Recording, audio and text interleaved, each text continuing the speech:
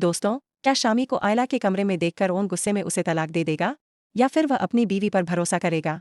आने वाले एपिसोड में कहानी एक ऐसा मोड़ लेने वाली है जो हर किसी को हैरान कर देगा। ओन और साकिब किसी जरूरी काम से घर से बाहर गए हुए होते हैं।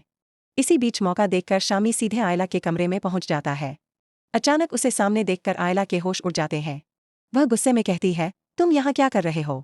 अगर किसी ने तुम्हें मेरे कमरे में देख लिया तो कोई भी मेरी बात पर यकीन नहीं करेगा। सब यही समझेंगे कि मैंने तुम्हें बुलाया है।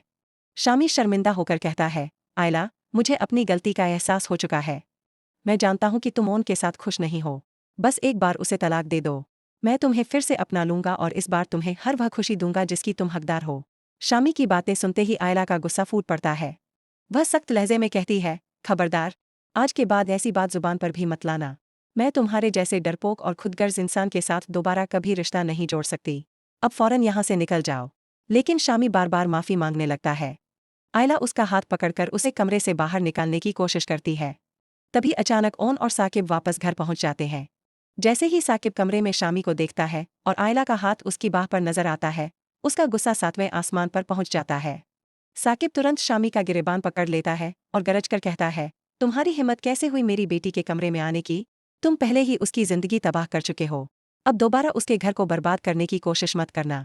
डरकर शामी वहां से भाग जाता है। साकिब गुस्से में आयला की तरफ मुड़ता है, लेकिन तभी ओन आगे बढ़कर अपने मामू का हाथ पकड़ लेता है और कहता है, मामू, आप गुस्सा मत कीजिए। मुझे आयला पर पूरा भरोसा है। वह ऐसा कभी नहीं कर सकती। ओन की यह बात सुनकर आयला हैरान रह जाती है। पहली बार उसे एहसास होता है कि ओन बिना किसी सबूत के भी उस पर पूरा यकीन करता है। उसके दिल में ओन के लिए इज्जत और भरोसा पहले से कहीं ज्यादा बढ़ जाता है। दरअसल यह पूरी साजिश रिमला की थी। उसी ने शामी को उकसाया था कि अगर ओन ने उसे आयला के कमरे में देख लिया तो वह गुस्से में आकर आयला को तलाक दे देगा। लेकिन रिमला का दाव उल्टा पड़ जाता है, क्योंकि ओन अपनी बीवी पर शक करने के बजाय उसका साथ देता है। थोड़ी देर बाद राहत आयला के कमरे में आती है। वह प्यार से कहती है, बेटी, मैं आज तुमसे ओन की मां नहीं बल्कि तुम्हारी फूफी बनकर बात कर रही हूँ। मेरे बेटे ने बचपन से बहुत तकलीफें देखी हैं। उसे हमेशा अपनों की कमी महसूस हुई। वह दिल का बहुत साफ है। अगर तुम उसे समझने की कोशिश करोगी तो वह तुम्हें कभी दुख नहीं देगा। राहत की बातें सुनकर आयला की आंखें भर आती हैं।